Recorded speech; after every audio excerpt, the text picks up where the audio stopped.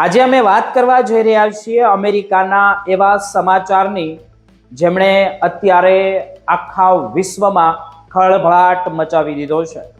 Trump વહીવટી તંત્ર હવે ગેરકાયદેસર વસાહતીઓને દેશ બહાર કાઢવા માટે એક એવો માસ્ટર પ્લાન તૈયાર કરી રહ્યું છે જેનાથી લાખો લોકોની ઊંઘ હરામ થઈ ગઈ છે। જે લોકો ઇમિગ્રેટ્સ છે તેમની ટ્રમ્પના સમર્થકો, કટ્ટરપંથીઓ અને નીતિ વિષયક નિષ્ણાતો દ્વારા તૈયાર કરવામાં આવેલી એક નવી પ્લેબુકમાં બહુ સ્પષ્ટ અને કડક રીતે કહેવામાં આવ્યું છે કે જો ગેરકાયદેસર લોકોને ખરેખર પકડવા હોય ને તો ગલીઓમાં કે રહેઠાણ વિસ્તારમાં શોધવાને બદલે સીધા તેમના કામના સ્થળો પર એટલે કે જોબ કે પછી સાઇટ પર કે જે પણ તે લોકો કામ કરતા હોય ત્યાં દરોડા પાડવા જોઈએ।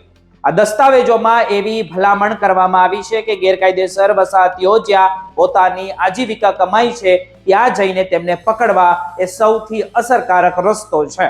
આ કોઈ સામાન્ય કાગળ નથી પણ એક એવો બ્લુ પ્રિન્ટ છે જે મોટા પાયે દેશ નિકાલની પ્રક્રિયાને જબરદસ્ત વેગ આપવા માટે બનાવવામાં આવ્યો છે।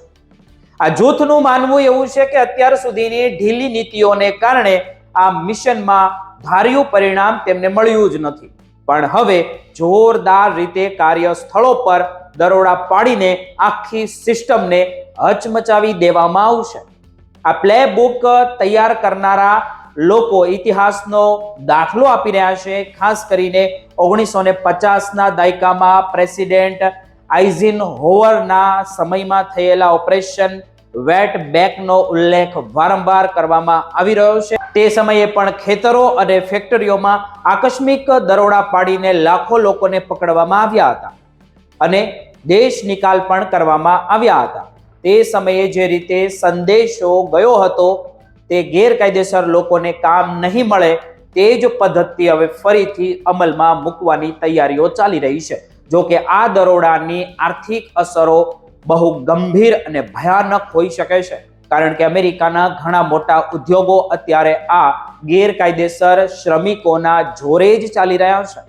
ખાસ કરીને ખેતી ક્ષેત્રે કેલિફોર્નિયાના ફળોના બગીચાઓથી લઈ મિડવેસ્ટના અનાજના ખેતરો અને ફ્લોરિડા તેમજ ટેક્સાસમાં શાકભાજીના ઉત્પાદનમાં આ લાખો શ્રમિકો દિવસ રાત મહેનત કરી રહ્યા છે તે બધા જ ઇમિગ્રેટ્સ છે। તેવી જ રીતે બાંધકામ ક્ષેત્રમાં પણ ગગનચુંબી ઇમારતો બનાવવાથી લઈને રસ્તાઓના સમારકામ સુધીના કામોમાં પણ આ જ શ્રમિકો એટલે કે ઇમિગ્રેટ્સનો મોટો હિસ્સો છે। હોસ્પિટાલિટી ઉદ્યોગ એટલે કે મોટી હોટેલો કે પછી રેસ્ટોરન્ટમાં પણ રસોડાથી લઈને સફાઈ સુધીના કામમાં આ લોકો જ હોય છે। આ પ્લે બુકમાં સ્વીકારવામાં આવ્યું છે કે આનાથી વેપારમાં અને અર્થતંત્રમાં ટૂંકા ગાળા માટે મુશ્કેલીઓ પડશે, પણ રાષ્ટ્રીય સુરક્ષા અને કાયદાનું પાલન કરવું એ વ્યવહારિક સુવિધા કરતાં વધુ મહત્વનું છે। આ યોજનામાં માત્ર દરોડા જ નહીં પણ રોજગાર ચકાસણીની સિસ્ટમ એટલે કે ઈ-વેરીફાઈ પ્રોગ્રામને પણ પૂરેપૂરો ડિજિટલ અને આધુનિક બનાવવાની વાત કરવામાં આવી છે, જેથી ભવિષ્યમાં કોઈ પણ ગેરકાયદેસર વ્યક્તિને નોકરી જ ન મળે। અત્યારે પરિસ્થિતિ એવી છે કે 2025ની શરૂઆતના મહિનાઓમાં જ્યારે આપણે જોયું કે આવા દરોડા પાડવામાં આવ્યા હતા ત્યારે લોકોમાં ફફડાટ ફેલાઈ ગયો હતો અને ઘણા લોકો કામ છોડીને જે બહાર નીકળી ગયા હતા કે છુપાવા લાગ્યા હતા, પણ છેલ્લા 2 મહિનાથી જોઈએ તો 2026માં વાત કરું છું, વધુ શાંત છે। અત્યારે આ શાંતિ ટ્રમ્પના સમર્થકોને ગમતી નથી, તેથી તેઓ વ્હાઇટ હાઉસ પર દબાણ કરી રહ્યા છે આ અભિગમને ફરીથી પૂરા જોર સાથે શરૂ કરવામાં આવે।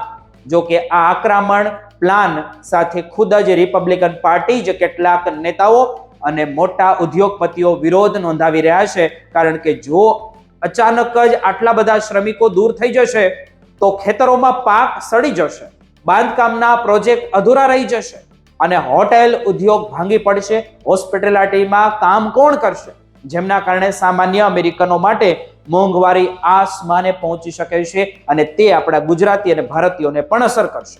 અને 2026ની મધ્ય છત્ર ચૂંટણીમાં તેમને કારણે વોટ બેંકનું મોટું નુકસાન થવાનો પણ ડર સેતાવી રહ્યો છે। આ બધી જ ખેંચતાણ વચ્ચે મિનેસોટામાં બોર્ડર પેટ્રોલિંગ અધિકારીઓ દ્વારા 2 અમેરિકન નાગરિકો પર થયેલા ગોળીબારની ઘટનાએ આખા મામલો આજે નવો વળાંક આપ્યો છે.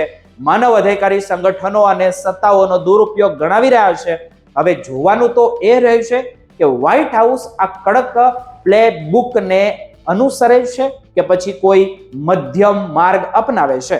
ગમે તે હોય, પણ આવનારા સમયમાં અમેરિકામાં નોકરીના સ્થળોએ જે દ્રશ્યો જોવા મળશે તેની અસર છેક ભારત સુધી અને વિશ્વના ખૂણે ખૂણે વર્તાશે એ નક્કી છે.